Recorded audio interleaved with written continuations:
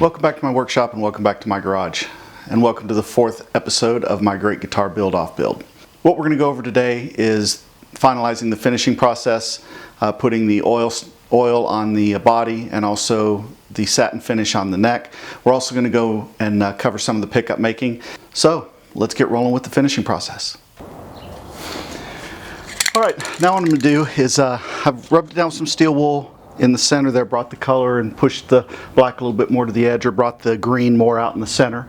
And I did the same on the headstock. So what I'm going to do now is just hit it with a few coats of sanding sealer. This way the dye won't run when I do the oil finish. I may even go with a nitro finish on the guitar yet. I haven't decided. So just a real light coat.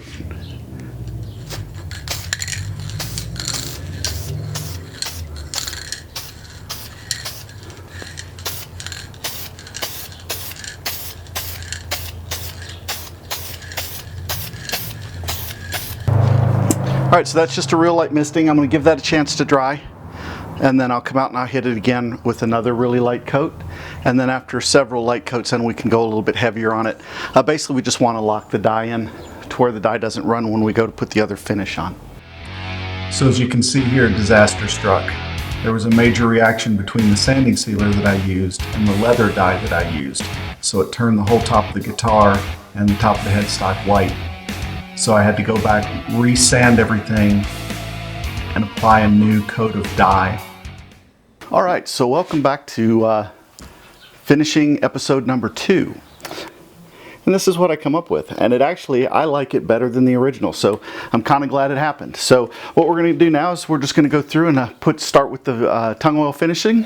I'm going to do tongue oil high gloss on the headstock face and on the guitar body itself. And then for the guitar neck, I'm going to actually use something that one of the other YouTube folks have been using, hard wax oil. I'm going to try that on the neck. That's supposed to give a really soft, velvety feel on the neck and leave that, and it's going to be a satin finish there. So let's get rolling and get into it. All right, so again, I'm just using a high gloss tongue oil. I'm going to take a little chance on this. I did not use sanding sealer on it this time. But the dye has had a good 24 hours to dry. So what I'm going to be doing is just very quickly with the oil finish on this, I'm going to apply it quickly, hopefully not let the dye reactivate,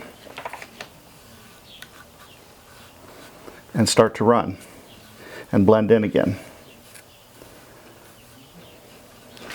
And that is looking super nice.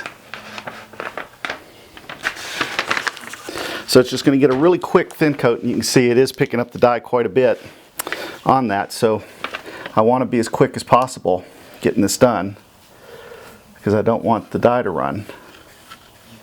So I'm going to do the top as quick as possible because I just want a quick thin coat on this. And then what I'm going to do is it's going to dry overnight. So recommend a 12-hour drying time for this. And then I'll spuff it back with some Scotch-Brite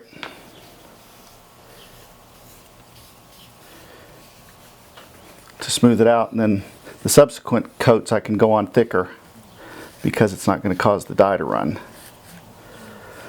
And you notice I'm only doing the top right now with this because this cloth has picked up a lot of dye, as you can see, which is actually kind of good. I like it that it's lightening it up a little bit and blending it back in together. But then I'm going to go with this now that I've got the top done and the initial coat's drying there. I'm going to go with the clear, a new cloth to do the back and sides. But so far, I am very happy with how this has turned out.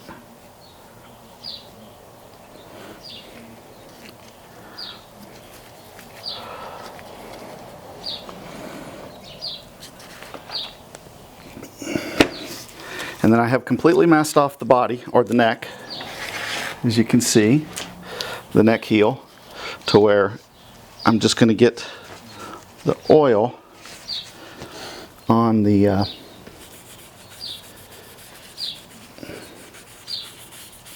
body itself and not on the neck. I'm not going to video all the episodes of putting oil on the body because it's going to get a bit repetitive as we go. because we are going to do probably about 5 to 6 coats to get a good finish on this.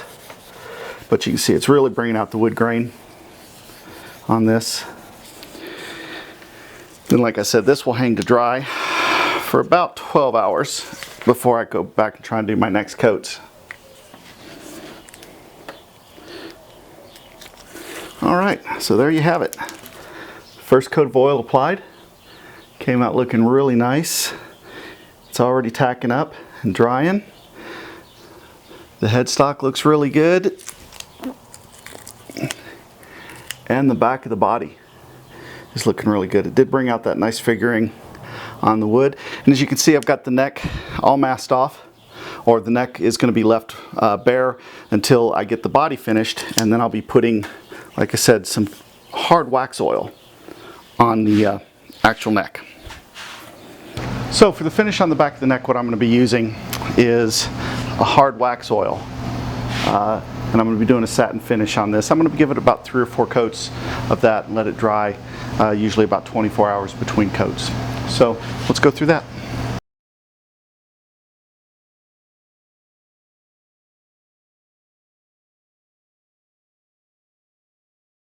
And I'm just rubbing this into the wood really well.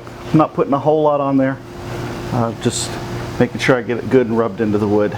And then what I'll do is I'll let this dry in between coats, 24 hours between coats, and then I'll be taking and probably doing about 4 or 5 coats. My plan is on the neck. Get this neck to where you can see it. And you can see even just that little bit, it's bringing out a nice richness in the wood. I've got my fretboard, the edge of my fretboard taped off so I don't get this on the edge of the fretboard. As it being the ebony, it wouldn't really go into it anyway.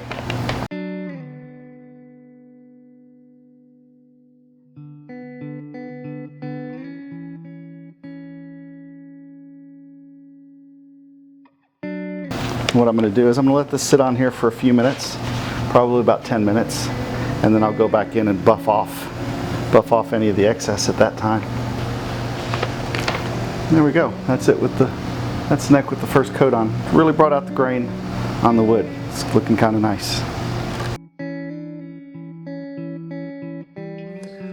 So here's what I'm doing, is just cutting out the base plates. As these pickups are slanted, I couldn't use the normal squared off base plates. So I made some out of fiberboard, just cut them out with my scroll saw.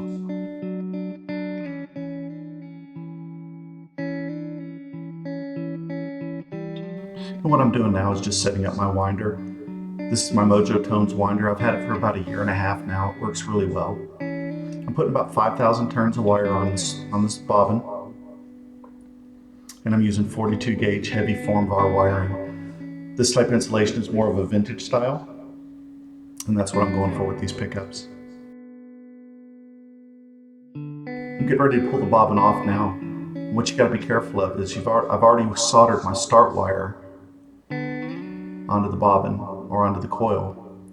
So as I'm pulling this off, I don't want to break that wire, because if I do, I won't have enough to resolder it, and I'd have to basically cut all the wire off the bobbin and start over.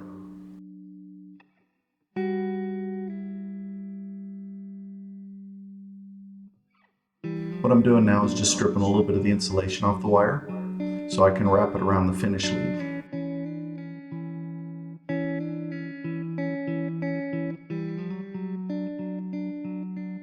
And then I'll put some solder on that to secure the connection.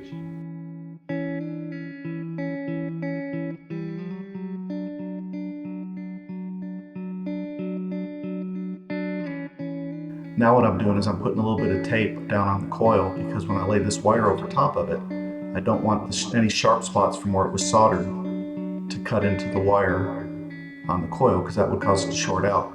So that little bit of tape right there acts as some insulation. I'll put that on, and then you put another piece of tape over top of that just to cover it.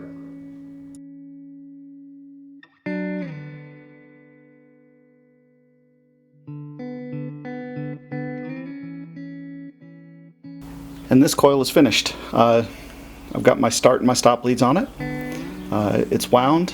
All I've got to do is I'm going to put a wrap of 1/4-inch tape all the way around it to clean up everything, and do this 3 more times.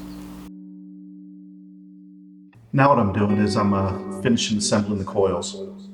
First I put the slugs in on the slug coil. These just press in.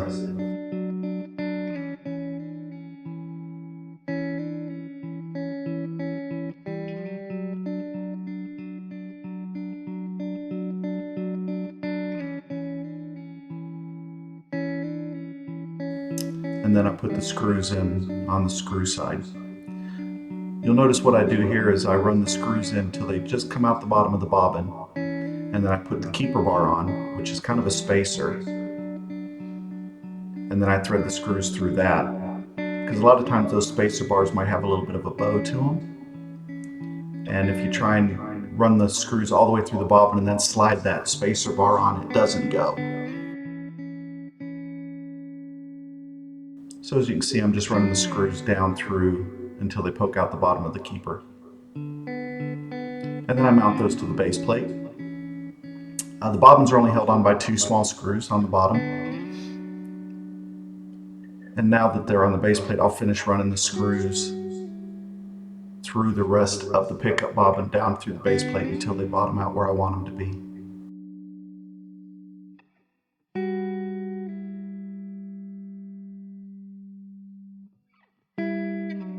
It's important here that you don't tighten those bottom screws down too much, the 2 tiny ones on the bottom, because if you tighten them down too much, you won't be able to get the magnet or the spacer in. Also, when you put the magnet in, you want to make sure you're lining the magnet up properly. I've got mine oriented to where the south side of the magnet is on the screw bobbin. That way the north side is on the slug bobbin.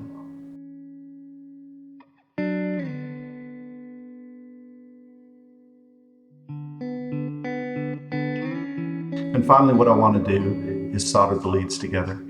You start off by soldering the 2 white leads together. Those are your finish leads. And then 1 black lead will go to hot and the other black lead will go to ground. So this wraps up video number 4 for my Great Guitar Build Off. In video 5, like I said, we'll be moving on to the fretwork and doing final assembly and final setup on the guitar at that point. I'd like to just thank everybody for watching so far. If you've liked what you see, please click like and subscribe. Also, check out some of the other builders for the Great Guitar Build Off. There are some just absolutely fabulous guitars being made, both in the kit build and in the scratch build competitions. So definitely take a look at that and really get an idea of what some of the people out there are doing with building their guitars. So until next time, thank you.